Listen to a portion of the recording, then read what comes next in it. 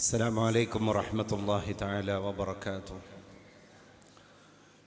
أعوذ بكلمات الله التامات من كل شيطان وهامة ومن كل عين لامة. اللهم لك الحمد ولك الشكر ولك الملك حتى تحب وترضاه يا رب العالمين.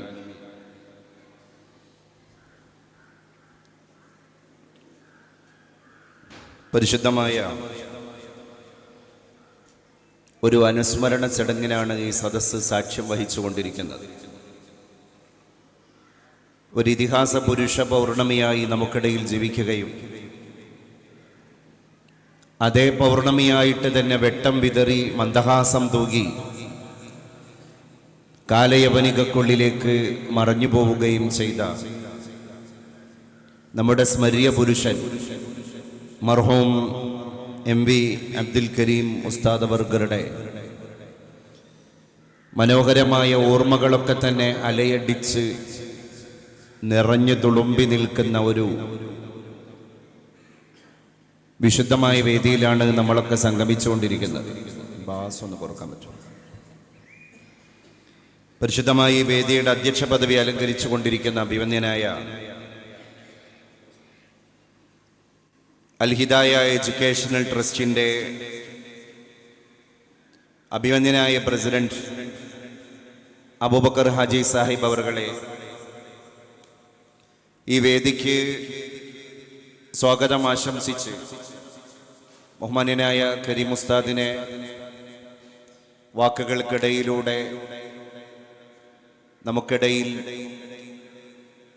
ഓർമ്മപ്പെടുത്തിയ അഭിവന്യനായ അൽ ഹിദായയുടെ secretary അഭിവന്യനായ Beerankutty Haji Sahib അവർകളെ,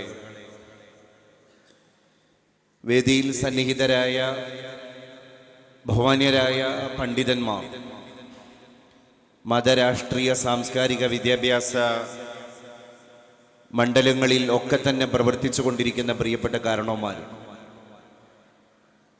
അൽ ഹിദായയുടെ ഭാരവാഹികൾ, ഈ ചേതോഹരമായ പരിപാടിയുടെ സംഘാടക സമിതി അംഗങ്ങൾ, ഇങ്ങനെ ഒരു മനോഹരമായ പരിപാടിക്ക് കളമൊരുക്കിയ ഇതിൻ്റെ പ്രിയപ്പെട്ട വന്യപ്രവർത്തകർ, കൊണ്ടോട്ടിയുടെ പരിസരങ്ങളിലൊക്കെ തന്നെ മതരാഷ്ട്രീയ വിദ്യാഭ്യാസ മണ്ഡലങ്ങളിലൊക്കെ തന്നെ പ്രവർത്തിച്ചു കൊണ്ടിരിക്കുന്ന ബഹുമാന്യരായ പ്രിയപ്പെട്ട ദീനീ സ്നേഹികളും അതുപോലെ തന്നെ പൊതുസേവകരും ഒക്കെയായിരിക്കുന്ന നല്ല മനസ്സിൻ്റെ ഉടമകളായ അഭിവന്യ സുഹൃത്തുക്കളെ, രക്ഷിതാക്കളെ, അൽ ഹിദായയിലെ വിദ്യാർത്ഥിനികൾ, അവരുടെ രക്ഷിതാക്കൾ, അങ്ങനെ ഒരു വലിയൊരു കുടുംബം, കരീം ഉസ്താദിനെ ഓർക്കുന്ന അല്ലെങ്കിൽ എപ്പോഴും ഒരു ജീവശ്വാസം പോലെ കൊണ്ട് നടക്കുന്ന ഒരു കുടുംബം, അങ്ങനെ ഉസ്താദ് രൂപപ്പെടുത്തിയ ഒരു സൗഹൃദ വലയമുണ്ട്. അത് വലിയൊരു സർക്കിളാണ്. ഏതായാലും നമ്മളൊക്കെ ചിന്തിച്ചു പോവുകയാണ്. ഈ മനോഹരമായ മൈതാനത്ത് അതിൻ്റെ മധ്യഭാഗത്ത് ഒരു വടവൃക്ഷമുണ്ടായിരുന്നു എന്ന് നമ്മൾ സങ്കല്പിക്കുക.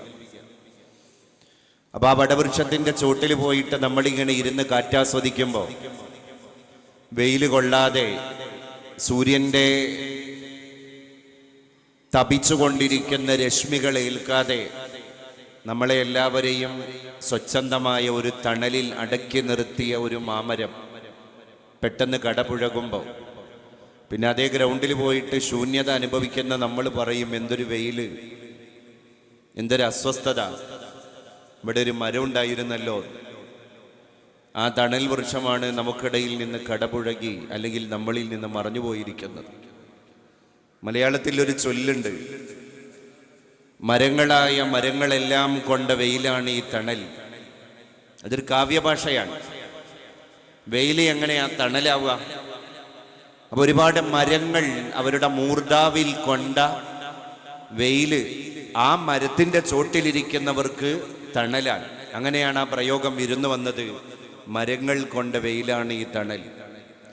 കരീം ഉസ്താദ് എന്ന് പറയുന്ന ഒരു മനുഷ്യൻ തൻ്റെ മസ്തകത്തിലേക്ക്, മൂർധാവിലേക്ക് ഏറ്റുവാങ്ങിയ വെയിലാണ് ഇന്ന് നമ്മളിപ്പോൾ അനുഭവിച്ചുകൊണ്ടിരിക്കുന്ന ഈ കുളിരും ഈ തണുപ്പും ഈ സുരക്ഷയും ഒക്കെ. ഇപ്പോൾ ഇവിടെ സെക്രട്ടറിയും പ്രസിഡന്റും ഒക്കെ തന്നെ അവർ ഓർക്കുകയുണ്ടായി. മുസ്തഫൽ ഫൈലി ഉസ്താദ് അവർകൾ സമസ്തയുടെ കേന്ദ്ര മുഷാവറ അംഗം കൂടിയായ ഷെയ്ഖുന മുസ്തഫൽ ഫൈലി ഉസ്താദ് അവർകൾ ഇവിടെ സംസാരിച്ച് ഇറങ്ങിപ്പോയിരിക്കുകയാണ്. പ്രിയപ്പെട്ടവരെ, നമ്മൾ ആലോചിക്കണം. പരിശുദ്ധ പ്രവാചക തിരുമേനിയുടെ ഒരു ഹദീസുണ്ട്, മൻ ത്വാല ഉംറുഹു വഹസുന അമലുഹു ഖൈറുക്കും മൻ ത്വാല ഉംറുഹു വഹസുന അമലുഹു. നിങ്ങളിൽ ഏറ്റവും ഉത്തമരായ മനുഷ്യർ ആരാണ്? മൻ ഒരുത്തനാണ്, ത്വാല ഉംറുഹു, അല്ലാഹു തആല ആവശ്യത്തിനുള്ള ആയുർദൈർഘ്യം ഈ ഭൂമിയിൽ കൊടുക്കുകയും അതോടുകൂടെ തന്നെ വഹസുന അമലുഹു, അവരുടെ പ്രവർത്തന പദങ്ങൾ അത് മനോഹരമാവുകയും ചെയ്തിരിക്കുകയാണ്. ഇപ്പൊ ഗരീബ് ഉസ്താദിനെ ഇവിടെ സ്മരിച്ചു, വാചാലരായി ഉസ്താദുമായി അടുത്ത് അരുപറ്റി നിന്ന മുഴുവൻ ആളുകൾക്കും പറയാനുള്ളത് ഇതേ വാചാലതയുടെ വാക്കുകൾ തന്നെയാണ്. 100 നാവ് കൊണ്ട് ഉസ്താദിനെ ഇവിടെ ഇങ്ങനെ അടയാളപ്പെടുത്തുകയാണ്. ആ അന്ത്യം പോലും ചിന്തിച്ചു നോക്കൂ എൻ്റെ പ്രിയപ്പെട്ടവരെ. പരിശുദ്ധ പ്രവാചക തിരുമേനി സല്ലല്ലാഹു അലൈഹി വസല്ലം തങ്ങൾ പറഞ്ഞിട്ടുണ്ട്, യമൂത്തുൽ ഇൻസാനു അലാ മാ ആശ അലൈഹി വയുഹ്ശറുൽ ഇൻസാനു അലാ മാ മാത അലൈഹി. ഏതൊരു മനുഷ്യനും ഈ ഭൗതിക ലോകത്ത് നിന്ന് വിട പറയുന്നത് അയാൾ ഏതൊരവസ്ഥയിലാണോ ജീവിച്ചത് ആ അവസ്ഥ ആ മനുഷ്യന്റെ അന്ത്യനിമിഷങ്ങളിൽ പ്രകടമാണ്. കിടക്കുന്ന അവസാന ശ്വാസത്തെ പോലും വലിച്ചിട്ട് ആ മനുഷ്യൻ നിശ്ചേതനായിട്ട് കിടക്കുന്ന കിടത്തത്തിൽ പോലും പ്രകടമാണ്.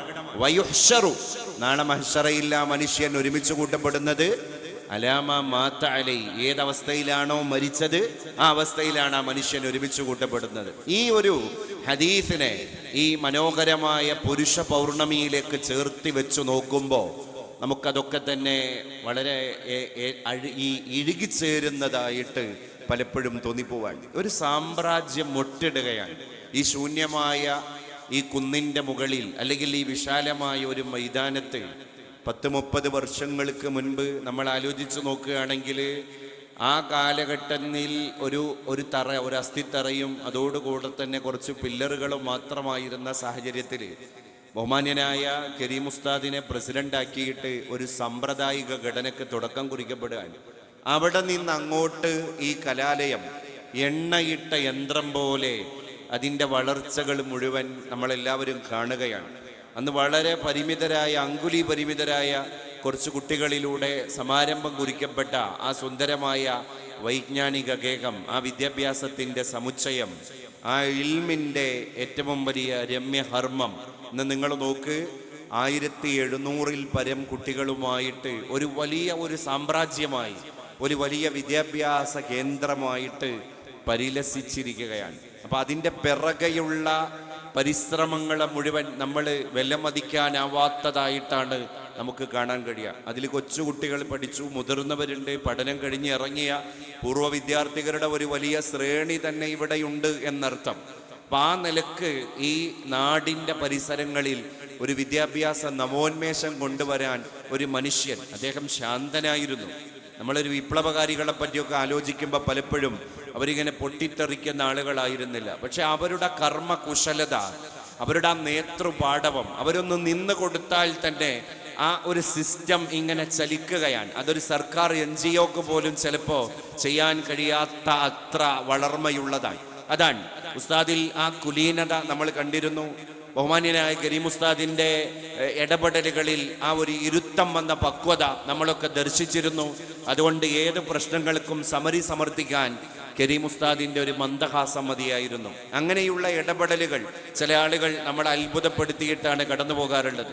ഉസ്താദ് അവറുകൾ തൊട്ടതെല്ലാം ഇങ്ങനെ പൊന്നാക്കി ഒരു അഫ്ളലുൽ ഉലമ പാസ്സായി, അതേ അർത്ഥത്തിൽ തന്നെ അദ്ദേഹം ഒരു ടീച്ചറായി, ഒരു അധ്യാപകനായി തൻ്റെ കർമ്മമണ്ഡലങ്ങളിൽ നിതരാം സുതരാം വളരെ ആവേശത്തോടുകൂടെ പ്രവർത്തിക്കുകയും അത് കഴിഞ്ഞ് ശിഷ്ടകാലം അദ്ദേഹം ഒരു കർമ്മമണ്ഡലത്തെ രൂപപ്പെടുത്തുകയും ചെയ്യാൻ. അപ്പം അതൊക്കെ ദുനിയാവിൽ ജീവിച്ചതിൻ്റെ അടയാളപ്പെടുത്തലുകളാണ്. നമുക്കിടയിൽ ഒരുപാട് ആളുകൾ ഇന്ന് പരശതം ജനങ്ങൾ ജീവിച്ചുകൊണ്ടിരിക്കുന്നുണ്ട്.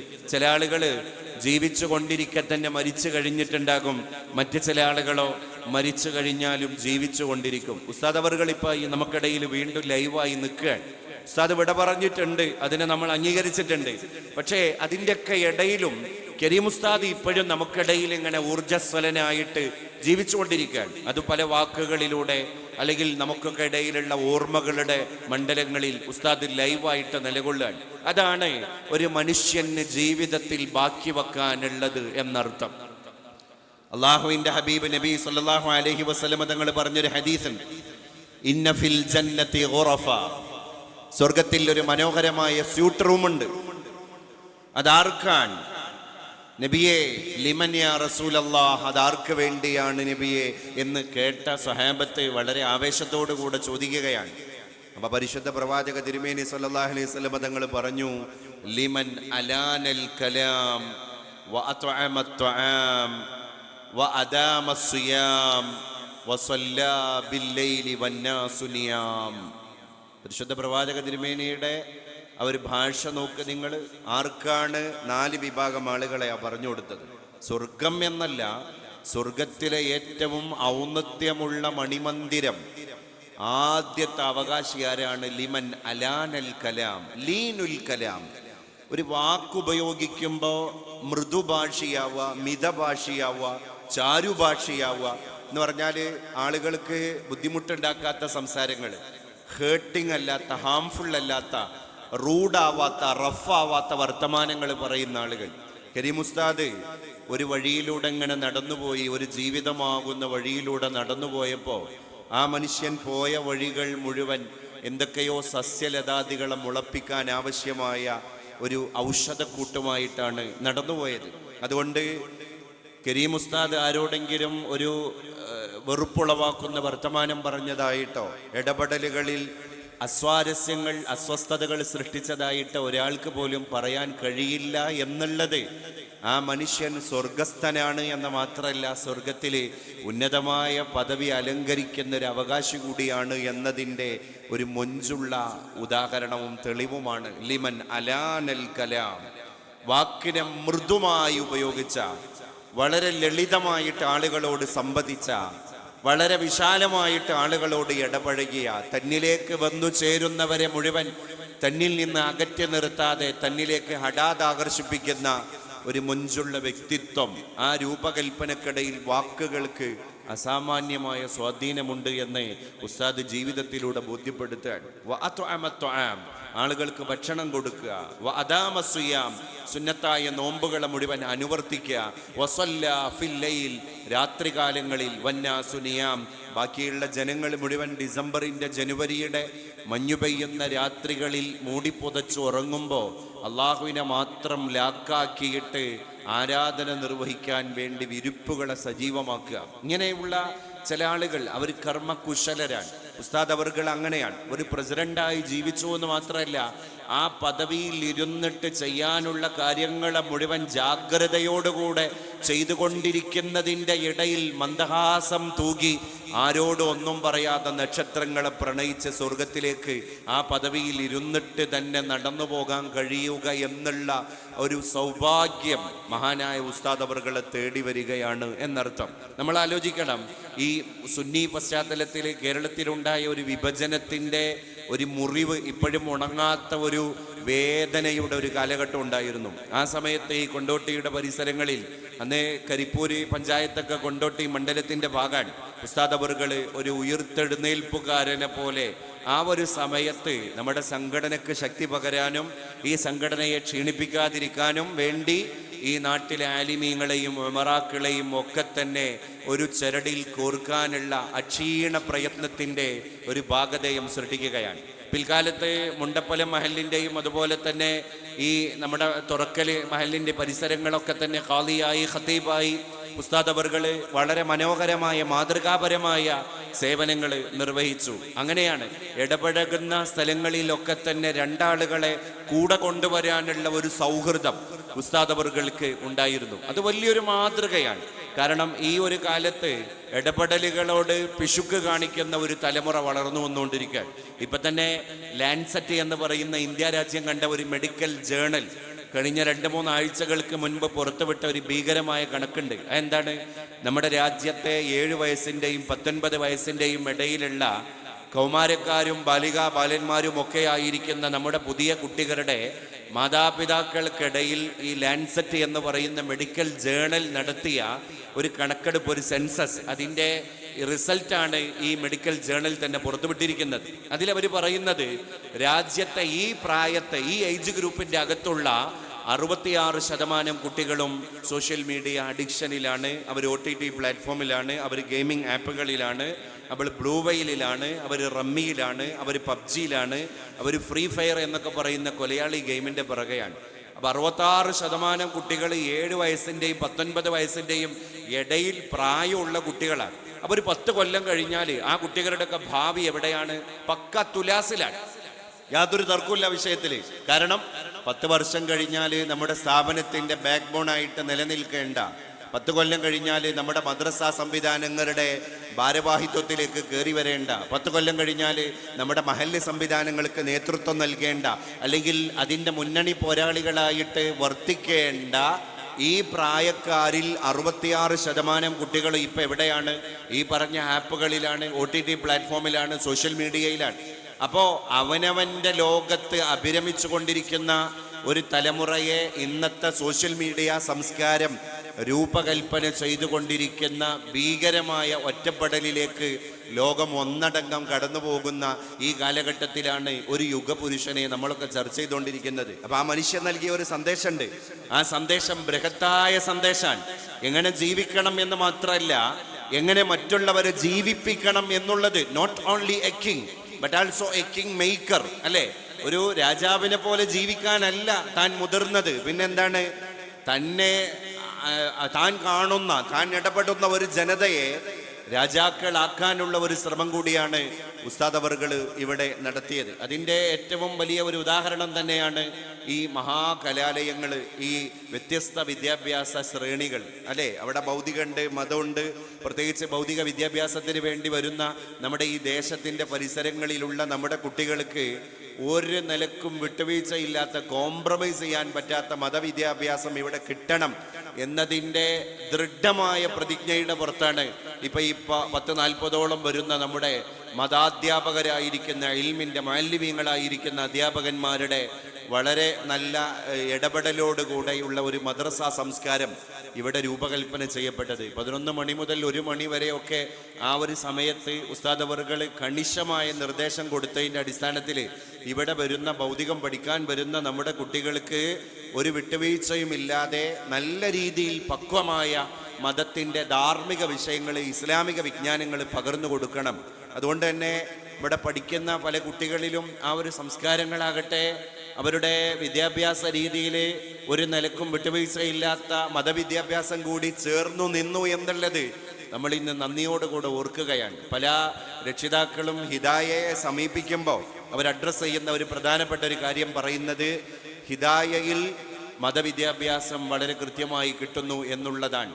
അത് നമുക്ക് വളരെ അഭിമാനത്തോടു കൂടെ ഇന്ന് പറയാൻ സാധിക്കുന്നു എങ്കിൽ ബഹുമാനപ്പെട്ട കരീം ഉസ്താദിൻ്റെ കൃത്യമായ ഇടപെടലുകളും നിലപാടുകളും അതിൻ്റെ ഒരു നല്ല ഒരു കാരണമായിട്ട് വർത്തിച്ചിട്ടുണ്ട്. അൽഹംദുലില്ലാഹ് ഉസ്താദ് എല്ലാം കണ്ടറിഞ്ഞ പോലെ, അല്ലെങ്കിൽ ദീർഘദർശനം നടത്തിയ പോലെ താൻ ശാന്തനായിട്ടാണ് പോയി കിടന്നത്. ഉസ്താദിൻ്റെ ജനാസ കണ്ട ആളുകളൊക്കെ തന്നെ അത് പറയുന്നുണ്ട്, അല്ലേ?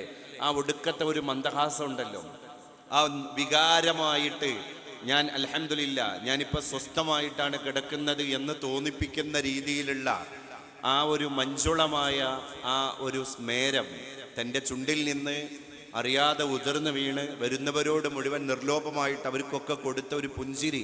തബസ്സുമുക സ്വദഖ, നീ ഇപ്പോഴും ദാനം നിർവഹിക്കുകയാണ്, അത് നിന്റെ തബസ്സും, നിന്റെ പുഞ്ചിരിയാണ് എന്ന പോലെ അവസാനം തൻ്റെ കണ്ഠനാളത്തിൽ നിന്ന് ആത്മാവിനെ പിടിച്ചു കൊണ്ടുപോകാൻ വന്ന മലക്കുൽ മൗത്തിനെ കാണുന്ന നേരത്ത് പോലും ആ പുഞ്ചിരിയുടെ തിരുശേഷിപ്പുകൾ, പിന്നെ ആ ജനാസ കാണാൻ വന്ന ആളുകൾ മുഴുവൻ ഇങ്ങനെ നോക്കി നിന്ന് കണ്ടുപോവുകയാണ്. എൻ്റെ പ്രിയപ്പെട്ടവരെ, അതാണ് ഞാൻ നേരത്തെ പറഞ്ഞത്, യമൂത്തുൽ ഇൻസാൻ, ഏതൊരു മനുഷ്യനും മരിക്കും, അലാമ ആശ അലൈഹി, അയാൾ ജീവിച്ച പോലെ മരിക്കും. നമ്മൾ പറയാറുണ്ട് കാലം ചില കാവ്യനീതികളെയൊക്കെ കാത്തുവെച്ചിട്ടുണ്ട് എന്നർത്ഥം.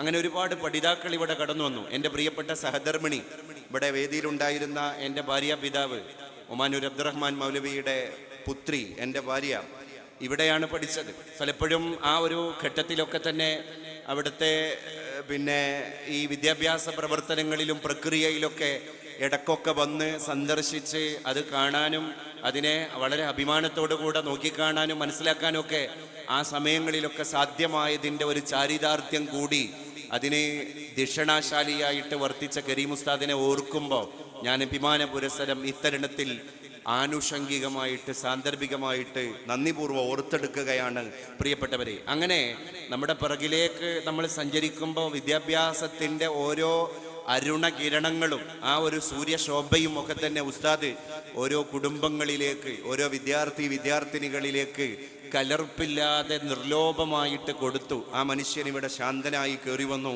ശാന്തനായി ഇറങ്ങിപ്പോയി. ഹബീബായ നബി തിരുമേനി സല്ലല്ലാഹു അലൈഹി വസല്ലം തങ്ങൾ വിട പറഞ്ഞപ്പോൾ സിദ്ദീഖ് റളിയല്ലാഹു അൻഹു ഹബീബായ നബി തങ്ങളുടെ ആ പരിശുദ്ധമായ പൂമേനിയിൽ ഒരു വെള്ള ശീല ഇങ്ങനെ തൻ്റെ മകളായ ആയിഷ ബീവി പൊതച്ചിട്ടുണ്ട്. ആയിഷ ബീവിയുടെ പിതാവായ സിദ്ദീഖ് തങ്ങൾ ആയിഷ ബീവിയോട് പറഞ്ഞു, ആയിഷ, നിന്റെ ഭർത്താവാകുന്ന എൻ്റെ തിരുമേനിയാകുന്ന മുഹമ്മദ് സല്ലല്ലാഹു അലൈഹി വസല്ലമ തങ്ങളുടെ ആ പൂമുഖത്ത് നിന്ന് ആ വെള്ള ശീല ഒന്ന് മാറ്റൂ ആയിഷ. അങ്ങനെ സിദ്ദീഖ് തങ്ങൾ വന്നിട്ട് അള്ളാഹുവിൻ്റെ റസൂലിൻ്റെ മുഖത്ത് നോക്കിയിട്ട് പറഞ്ഞൊരു സംസാരമുണ്ട്. അതിങ്ങനെയായിരുന്നു, ബി അബി അൻത വ ഉമ്മി, പരിശുദ്ധ ഹബീബെ, എൻ്റെ മകളായ ആയിഷാൻ്റെ കട്ടിലിൽ, അങ്ങയുടെ ഭാര്യയായ ആയിഷ ബീവിയുടെ കട്ടിലിൽ ഇന്ന് അങ്ങ് നിശ്ചലനായിട്ട് കിടക്കുകയാണ്. എൻ്റെ ഉപ്പയും ഉമ്മയും അങ്ങേക്ക് ദണ്ഡമാണ് യാ റസൂലല്ലാ, ഫിദാക അബീ വ ഉമ്മി യാ റസൂലല്ലാ. എന്നിട്ട് സിദ്ദീഖ് തങ്ങൾ പറഞ്ഞൊരു വാക്കുണ്ട്, റസൂലുള്ളാഹിന്റെ മുഖത്ത് നോക്കിയിട്ട് പറഞ്ഞൊരു വാക്ക്, അങ്ങയുടെ ജീവിതവും ഭംഗി സുഗന്ധപൂരിതം, അതുപോലെ അങ്ങയുടെ വഫാത്തും സുഗന്ധപൂരിതം. അങ്ങ് ജീവിച്ച പോലെ വഫാത്തായി നബിയെ. അങ്ങയുടെ വഫാത്തോടുകൂടെ മുറിഞ്ഞു പോയിരിക്കുകയാണ്.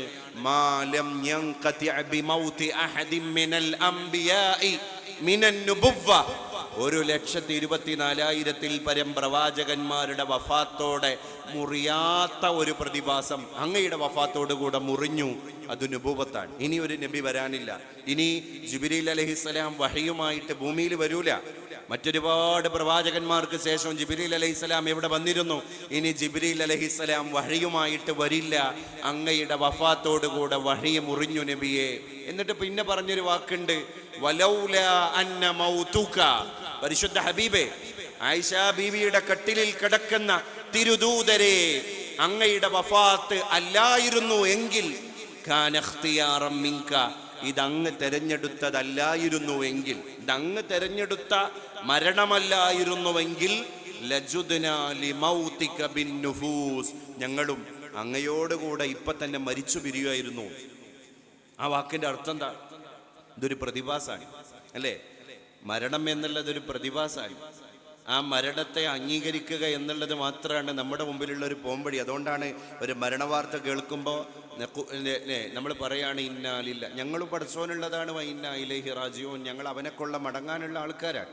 അതൊരു അംഗീകരിക്കലാണ്. നമ്മുടെ സ്വന്തം ശരീരങ്ങളെ നമ്മൾ കൺവിൻസ് ചെയ്യിപ്പിക്കലാണ്. ആ കൺവിൻസിങ് ആണ് ശരിക്കും ഒരു ഇന്നാലില്ലാഹി എന്നൊരു വാക്ക്. അത് മരിച്ച മയ്യത്തിന് കൂലി കിട്ടാനുള്ളൊരു വാക്കല്ല. ആ മരണവാർത്ത കേട്ട ആള് സ്വന്തം സ്വത്വബോധത്തോട് കൊടുക്കാനുള്ള ഒരു മെസ്സേജാണ്.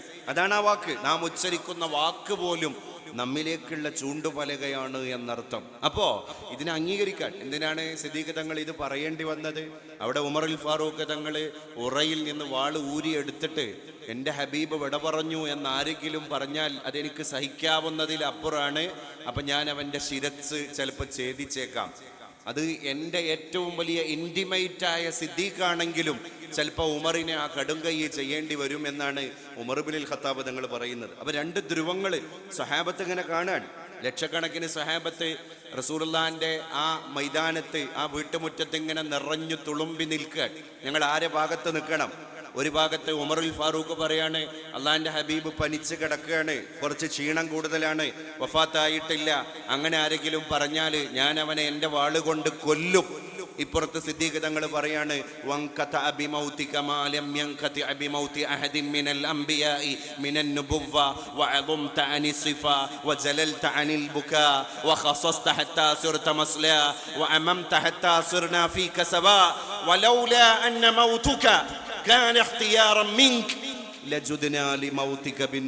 നബിയെ, ഈ വഫാത്ത് അങ്ങ് തെരഞ്ഞെടുത്തതാണ്, ഇതെല്ലാവർക്കും ഉള്ളതാണ്. എന്നിട്ട് പറഞ്ഞു സിദ്ദീഖ് തങ്ങള്, ഉമർ തങ്ങളെ നോക്കിയിട്ട് തന്നെ പറഞ്ഞു, ഇനി ഞാനിപ്പോൾ ഈ നിലപാട് ഇവിടെ പറയേണ്ട സമയമാണ് എന്ന് സിദ്ദീഖ് തങ്ങൾക്ക് ബോധ്യപ്പെട്ടപ്പോൾ സിദ്ദീഖ് തങ്ങൾ ആളെ ഒന്നും നോക്കാതാണ്ട് പറഞ്ഞു, മൻ കാന യഅ്ബുദു മുഹമ്മദ ഫഇന്ന മുഹമ്മദൻ ഖദ് മാത്. നിങ്ങളുടെ കൂട്ടത്തിൽ ആരെങ്കിലും മുഹമ്മദ് എന്ന പ്രവാചകനെ ആരാധിക്കുന്ന ആളുകളുണ്ടെങ്കിൽ ആ മുഹമ്മദ് തിരുമേനി ഖദ് മാത്, ലോകത്തോട് വിട പറഞ്ഞിരിക്കാൻ.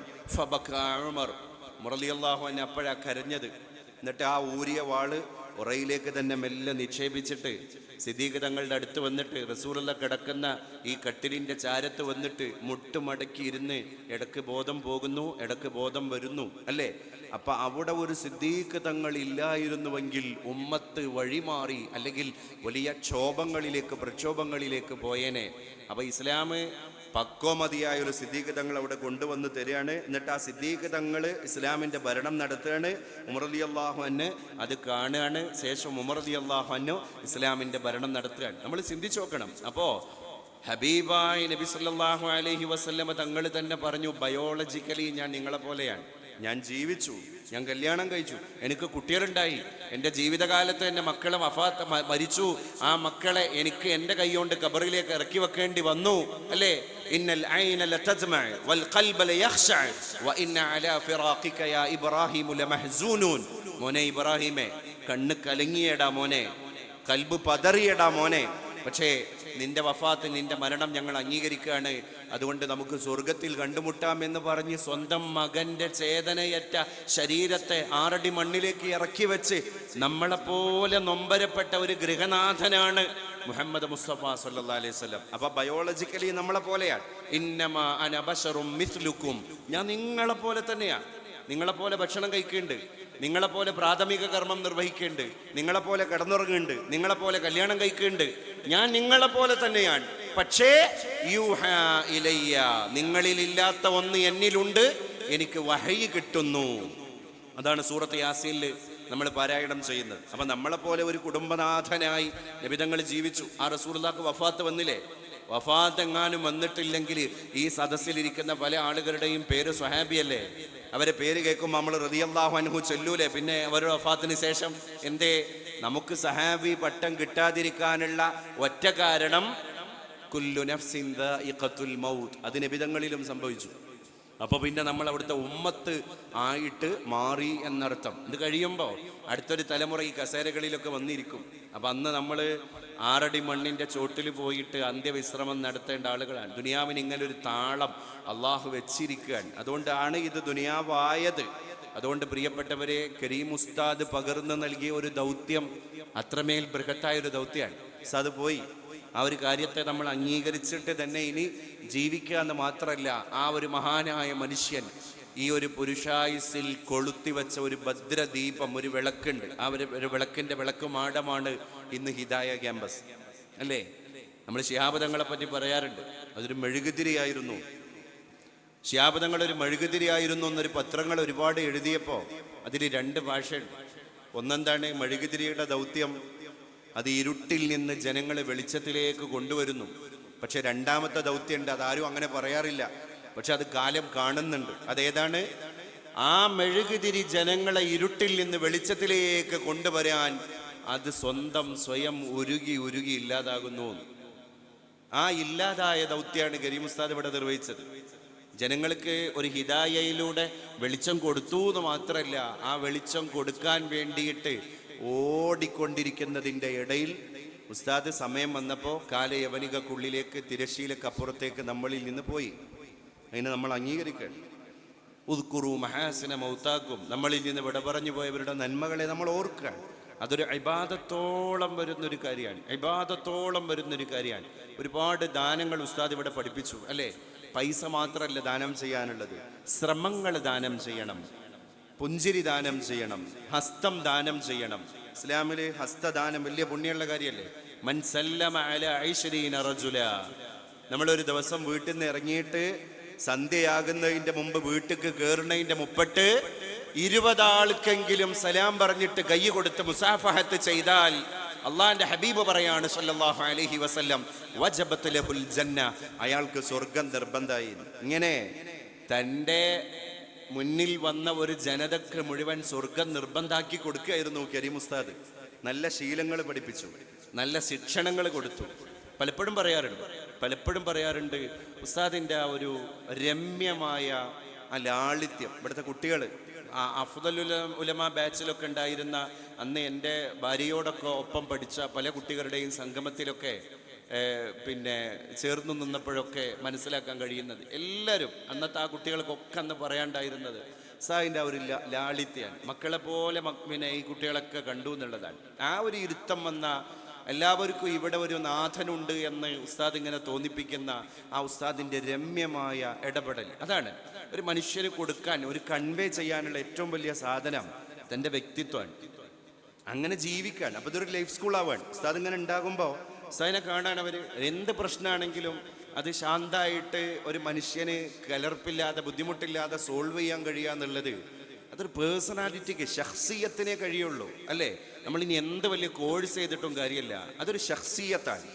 അത് ഉസ്താദ് അവറുകൾ വളരെ മനോഹരവും പ്രൗഢവുമായി നിർവഹിച്ചു എന്ന് പറയുമ്പോൾ അത് കാണുന്ന കുട്ടികൾ ഒരു ചാപ്റ്റർ CBSE സിലബസിലില്ലാത്ത, NCERT സിലബസിലില്ലാത്ത, അല്ലെങ്കിൽ കേരള സിലബസിലില്ലാത്ത, അല്ലെങ്കിൽ സർക്കാരിൻ്റെ കരിക്കുലത്തിലെ ടെക്സ്റ്റ് ബുക്കിൽ തുന്നിച്ചേർക്കാത്ത ഒരു പുതിയ ചാപ്റ്റർ ഇവിടുത്തെ കുട്ടികൾ അങ്ങനെ പഠിക്കാൻ. അതേതാണ്? അത് കരീം ഉസ്താദ് ഉണ്ടാക്കിയെടുത്ത വ്യക്തിത്വത്തിൻ്റെ ഒരു ക്രിയാത്മകത എന്ന് പറയുന്ന ഒരു ചാപ്റ്ററാണ്. ആ ഒരു കരിക്കുലം, ലൈഫ് സ്കൂൾ എന്ന് പറയുന്ന, ജീവിച്ച് കാണിച്ചു കൊടുക്കുന്ന ഒരു സ്കൂള്, ഒരു പാഠശാല, ഒരു സർവകലാശാല, ആ കലാശാലകളിലൂടെയേ ഉണ്ടാവൂ. റസൂലുള്ളാഹി തങ്ങൾ അങ്ങനെ ആയിരുന്നല്ലോ. റസൂലുള്ളാഹി തങ്ങൾ അവിടുത്തെ ശിഷ്യന്മാരായ സ്വഹാബത്ത്, ഇപ്പൊ കേരളത്തിൽ ഈ ഒരു ദാർശനികത ഉണ്ടായത് എങ്ങനെയാ? മാലിക് ദീനാറിന്റെ അനുയായികൾ കേരളത്തിൽ വന്നിട്ട് എവിടെയെങ്കിലും സ്റ്റേജ് കെട്ടി പ്രസംഗിച്ചോ? എവിടെയെങ്കിലും പുസ്തകം പ്രസാദനം ചെയ്തോ? ഒരു പബ്ലിഷിംഗ് ഉണ്ടായിട്ടില്ല, ഒരു പ്രഭാഷണത്തിന്റെ പ്രൗഢമായ പ്രഘോഷണങ്ങളും ഉണ്ടായിട്ടില്ല. പക്ഷേ ഇന്ന് നോക്ക് നിങ്ങൾ, ആ ഒരു താവഴിയിലൂടെ വന്നു നിൽക്കുന്ന അനുയായി വൃന്ദത്തിന്റെ എണ്ണം 87 ലക്ഷമാണ്. എങ്ങനെ ഉണ്ടായത് എന്ന് ചോദിച്ചാൽ കാണാൻ ഇടപെടലുകൾ മാത്രമായിരുന്നു. അവർ ഹസ്തം ദാനം ചെയ്തു, ഷെയ്ക്ക് ഹാൻഡ്. അന്ന് കേരളത്തിൻ്റെ അവസ്ഥ എന്താണ്? നീ അധസ്ഥിതൻ, ഞാൻ ഉന്നതൻ, നീ അവർണൻ, ഞാൻ സവർണൻ, അങ്ങനെ മാറ്റി നിർത്തലുകളുടെ കാലഘട്ടത്തിൽ തൊലി വെളുത്തോൻ്റെ മുമ്പിലേക്ക് തൊലി കറുത്തോന് വരാൻ പാടില്ല. ഉന്നത തറവാട്ടിലുള്ളവൻ്റെ അടുക്കലേക്ക് താഴ്ന്ന തറവാട്ടിലുള്ളവന് കയറി വരാൻ പാടില്ല. ഇപ്പം 3 ആഴ്ച മുമ്പ് വരെ ഇന്ത്യ രാജ്യത്ത് കണ്ടു. അത് നമ്മൾ UP-ലെ മുസഫർ നഗറിൻ്റെ അടുത്തുള്ള പപ്തി എന്ന് പറയുന്ന ഒരു ഗ്രാമം. ആ ഗ്രാമത്തിലെ ഗ്രാമസഭയുടെ വലിയ ഒരു തലവൻ, ഗ്രാമതലവൻ, ഗ്രാമമുഖ്യൻ എന്നവർ പറയുന്ന ആ ഒരു വലിയ ഒരു കാര്യസ്ഥൻ, അദ്ദേഹം ജീപ്പിൽ തൊഴിലാളികളെ വെച്ചിട്ട് അനൗൺസ്മെന്റ് നടത്തിക്കാണ്. കാരിയറിന്റെ മുകളിൽ കാഹളം വെച്ച് കെട്ടിയിട്ട് നാട്ടുകാരെ മുഴുവൻ ഒരു വിളംബരം. എന്താ വിളംബരം അറിയോ? ഇവിടെ ശൂദ്രനോ ചാമർ വിഭാഗത്തിൽപ്പെട്ട താഴ്ന്ന ജാതിക്കാരനോ ഉന്നതന്മാർക്ക് വേണ്ടി തയ്യാറാക്കപ്പെട്ട ക്ഷേത്രത്തിലേക്ക് പോയാൽ, അല്ലെങ്കിൽ ഉന്നതർ മാത്രം പോയിരിക്കുന്ന കടത്തിണ്ണയിൽ പോയി അവരോടൊപ്പം ചായ കുടിച്ചു കഴിഞ്ഞ് എന്ന് ഗ്രാമമുഖ്യന് ബോധ്യപ്പെട്ട് കഴിഞ്ഞാൽ അവർക്ക് 5000 രൂപ പിഴ അടക്കുന്നതാണ്. മാത്രല്ല 50 ഷൂ കൊണ്ടുള്ള 50 അടി പൊതുജന മധ്യത്തിൽ വെച്ച് പരസ്യമായിട്ട് അവർക്ക് നൽകപ്പെടുന്നതാണ് എന്ന് UP-യിലെ മുസഫർ നഗറിലെ പപ്തി എന്ന് പറയുന്ന ഗ്രാമത്തിൽ 3 ആഴ്ച മുമ്പ് ഗ്രാമമുഖ്യന്റെ നേതൃത്വത്തിൽ അനൗൺസ്മെന്റ് നടക്കുകയാണ്. ഒന്ന് ചിന്തിച്ചു നോക്കുക എൻ്റെ പ്രിയപ്പെട്ടവരെ, അല്ലേ? അപ്പൊ ആശാൻ പറഞ്ഞ തൊട്ടുകൂടാത്തവർ, തീണ്ടിക്കൂടാത്തവർ, ദൃഷ്ടിയിൽപ്പെട്ടാലും ദോഷമുള്ളോർ, കെട്ടില്ലാത്തോർ, തമ്മിൽ ഉണ്ണാത്തോർ, ഇങ്ങനെ ഒട്ടല്ലഹോ ജാതി കോമരങ്ങൾ. അത് കേരളത്തിൽ നടക്കൂല. കേരളത്തിൽ ആ സംഗതി നടക്കൂല. വയനാട്ടിൽ 1 മാസകാലത്തെ തെരഞ്ഞെടുപ്പ് പ്രചരണം കഴിഞ്ഞ് എല്ലാം കഴിഞ്ഞു, പോളിംഗ് എല്ലാം അവസാനിച്ച് പ്രിയങ്ക ഗാന്ധി ഡൽഹിയിലേക്ക് വണ്ടി കയറുന്നതിൻ്റെ മുമ്പ്, എയർപോർട്ടിൽ എത്തുന്നതിൻ്റെ മുമ്പ് മാധ്യമങ്ങളെ കണ്ടിട്ട് പറഞ്ഞ ഒറ്റ വാക്ക്, അത് നോർത്ത് ഇന്ത്യയിലെ പത്രങ്ങൾ മുഴുവൻ പിറ്റേ ദിവസം പ്രസിദ്ധീകരിച്ചില്ലേ? എന്താ പ്രിയങ്ക പറഞ്ഞത്?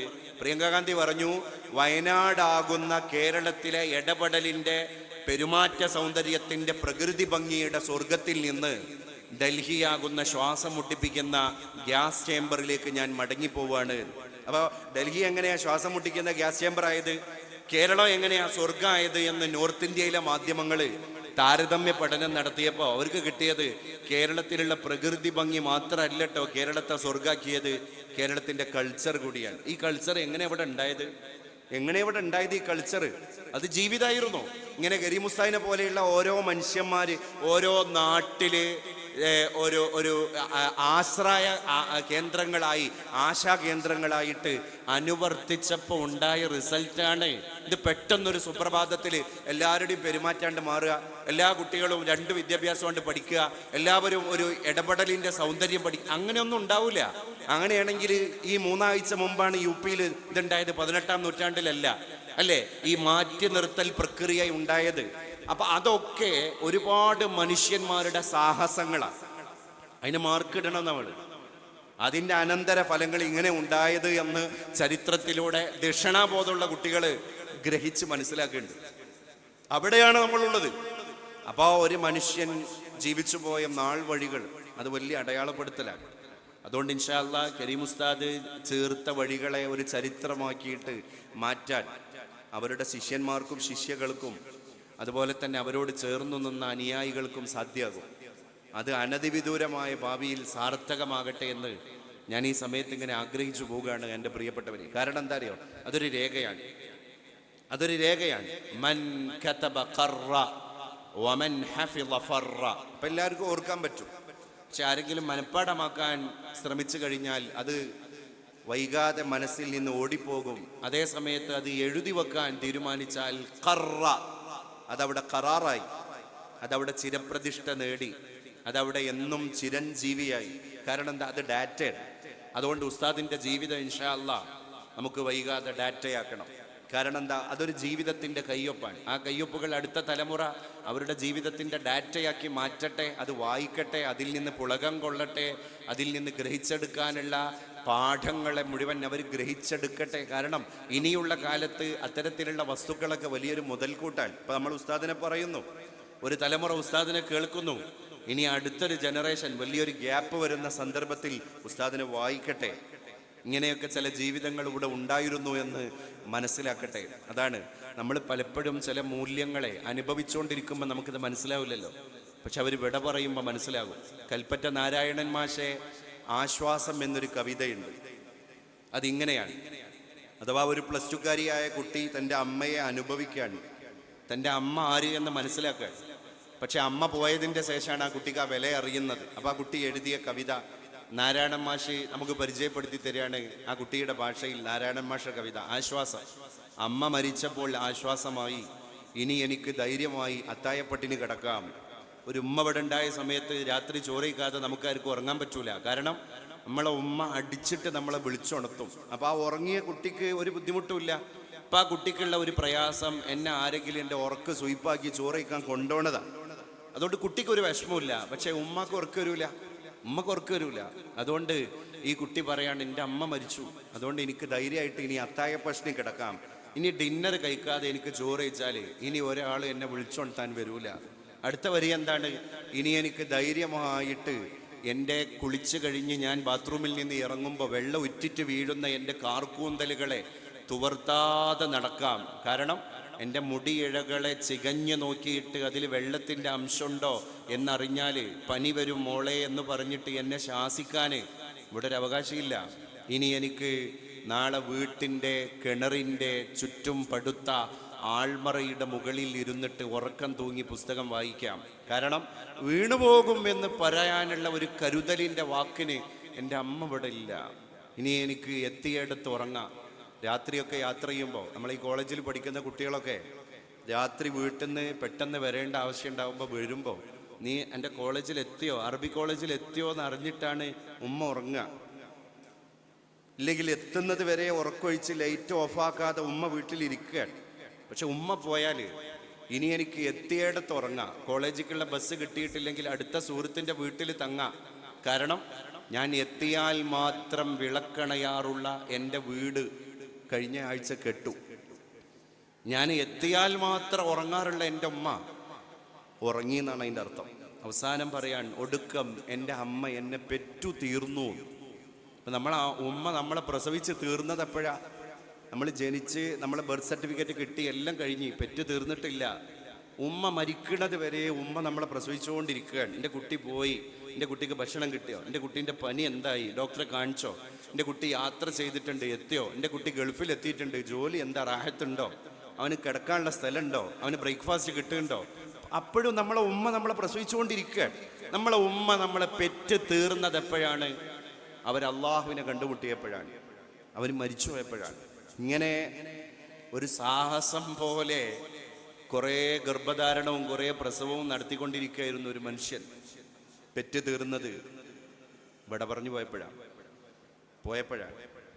അപ്പൊ നമ്മൾ അനുഭവിച്ചുകൊണ്ടിരിക്കുന്ന ചില വസ്തുക്കളുടെ മൂല്യം അവർ പോകുമ്പോഴാണ് നമുക്ക് മനസ്സിലാക്കാൻ കഴിയുക. നമ്മളും പോകേണ്ട ആൾക്കാരാണ്. എന്നാലും ആ ഒരു തിരിച്ചറിവിലേക്ക് ലോകം നമ്മളിങ്ങനെ എത്തിക്കുകയാണ്, അറിയാതെ നമ്മൾ എത്തിച്ചുകൊണ്ടേയിരിക്കുകയാണ്. അപ്പോൾ നമ്മൾ എത്രത്തോളാണ് ഇതിനെ മനസ്സിലാക്കുക, അംഗീകരിക്കുക എന്നുള്ളതാണ്. അപ്പോൾ ഉസ്താദ് പകർന്നു തന്ന ഒരു മനോഹരമായ ഒരു സന്ദേശം എന്ന് പറഞ്ഞാൽ നമ്മളും കർമ്മപദത്തിൽ സജീവമാകുക എന്നുള്ളതാണ്. റിട്ടയർമെൻ്റ് ഇല്ല നമ്മുടെ ലൈഫിൽ നിന്നാണ്. എന്നും പുതുമകൾ ഉണ്ടാക്കാൻ ഓരോരുത്തർക്കും കഴിയുമെന്നുള്ളതാണ്. റിട്ടയർമെൻറ്റിനെ നമ്മൾ ഉണ്ടാക്കണ. അതുകൊണ്ട് വിരസത ഒരു മനുഷ്യനുണ്ടാകും, പുതുമ കണ്ടെത്തണം എന്നാണ്, പുതിയ പ്രവർത്തനങ്ങൾ. അതുകൊണ്ടാണല്ലോ ഈ പെയിൻ ആൻഡ് പാലിയേറ്റീവിലും അതുപോലെ തന്നെ മറ്റ് ചാരിറ്റി പ്രവർത്തനങ്ങളിൽ ഭിന്നശേഷിക്കാരുടെ കൂടെയുള്ള അങ്ങനെ കുറേ പ്രവർത്തനങ്ങളിൽ മുഴുകുന്ന ആളുകളെ നോക്ക് നിങ്ങൾ. അവർ യുവാക്കളാകട്ടെ പ്രായമുള്ളവരാകട്ടെ, അവർക്ക് ശരിക്കും മനസ്സിന് പ്രായം വന്നിട്ടുണ്ടാകില്ല. അതുകൊണ്ട് ഒറ്റപ്പെടൽ അവർക്ക് ഫീൽ ചെയ്യൂല. കാരണം അവർ സോഷ്യലായി ഇങ്ങനെ നിൽക്കുക. അതുകൊണ്ട് ലൈഫിൽ റിട്ടയർമെന്റ് എന്ന് പറയുന്ന ഒരു സാധനം ഉണ്ടാകരുത് എന്നാണ് ഉസ്താദ് പറഞ്ഞത്. മരിച്ചു പിരിയ, മരിച്ചതോടുകൂടെ റിട്ടയറായി, പെറ്റു തീർന്നു ഉസ്താദ്. എങ്ങനെ? വഫാത്തോടുകൂടെ. അതാ ഞാൻ നേരത്തെ ഇവിടെ അടിവരയിട്ട് പറഞ്ഞത്. പ്രസിഡന്റ് ആയിരിക്കെ തന്നെ എങ്ങനെ ആ പ്രവർത്തനത്തിന്റെ ഇടയിലൂടെ ശാന്തനായി കണ്ണടക്കാൻ കഴിയുക, അല്ലെങ്കിൽ മനുഷ്യന് വലിയ ഒറ്റപ്പെടലുണ്ടാവും. ഒരു ഗവൺമെന്റ് സർവീസിൽ ഇരുന്ന ഒരു മനുഷ്യൻ ഈ അടുത്ത് പറഞ്ഞു, 30 കൊല്ലം സർക്കാർ സർവീസിലാണ് ഇരുന്നത്, പക്ഷേ ഒന്നാമത്തെ കൊല്ലത്തിന്റെ കാർബൺ കോപ്പി ആയിരുന്നു ബാക്കി 29 കൊല്ലം എന്ന്. അപ്പൊ എന്താണ്? ജീവിതത്തെ നമ്മൾ തന്നെ ഒരു ആവർത്തന വിരസതയാക്കുകയാണ്. നേരം വെളുത്താൽ ടിഫിൻ ബോക്സ് എടുത്തിട്ട് സ്കൂളിലെ കുട്ടികളെ പഠിപ്പിക്കാൻ പോകുന്നു. അത് കഴിഞ്ഞാൽ ആ കാലിയായ ടിഫിൻ ബോക്സ് ആയിട്ട് നമ്മളെ ബാക്ക് പാക്കുമായിട്ട് നേരെ വീട്ടിലേക്ക് തിരിച്ചു വരുന്നു. ഡെയിലി റുട്ടീൻ എന്നും ഒരുപോലെ അല്ലേ? അതേ സമയത്ത് ചില അധ്യാപകരുണ്ട്, കുട്ടികൾക്ക് പുതിയ വർക്ക് കൊടുക്കും. വീട്ടിൽ പോയിട്ട് ചിന്തിക്കാൻ നാളെ എന്ത് ഇന്നോവേറ്റീവായ പരിപാടിയാണ് ക്യാമ്പസിൽ കുട്ടികളെ കൊണ്ട് നടത്തിക്കേണ്ടത്. അപ്പോൾ കുട്ടികൾ കുറേ ആശയം ഇങ്ങോട്ട് പറയുക, ഇയാൾ കുറേ ആശയങ്ങൾ അങ്ങോട്ട് പറഞ്ഞു കൊടുക്കുക, ഇയാളെ മക്കളെയും കൊണ്ട് ഒരുപാട് പൊതുപ്രവർത്തന മണ്ഡലങ്ങളിലേക്ക് ഇറങ്ങുക, പുതിയ പുതിയ പുസ്തകങ്ങൾ വായിക്കുക. ഇതൊക്കെ മനുഷ്യൻ്റെ ജീവിതത്തിൻ്റെ പുതുമകളാണ്. ആ പുതിയ ചാപ്റ്ററുകളെ നമ്മളായിട്ട് തുറക്കണം.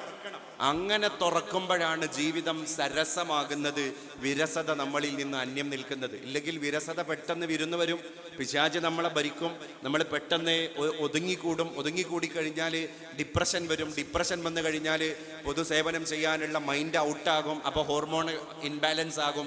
ഹോർമോണുകൾ ഇൻബാലൻസ് ആയി കഴിഞ്ഞാൽ പല അസുഖങ്ങളും നമ്മുടെ ശരീരത്തിൽ കയറും.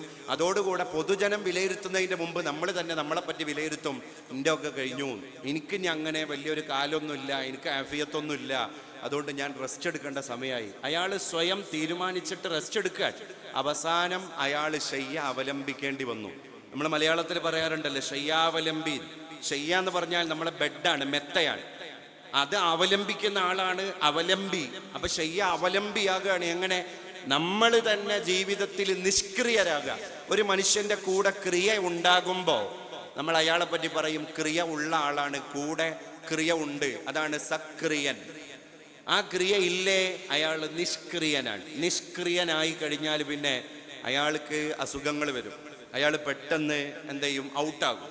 അങ്ങനെ ഔട്ടാവാതെ നമ്മൾ ഉള്ള കാലത്തോളം ഈ കൈത്തോണിയുടെ പങ്കായം തുഴഞ്ഞുകൊണ്ട് നിന്നാൽ നമുക്ക് ലൈവായിട്ട് നിൽക്കാൻ കഴിയും. അതൊക്കെ ഒരു തലമുറക്കുള്ള വിഭവങ്ങളാണ് നമ്മളെ ഓരോ പ്രവർത്തനങ്ങളും.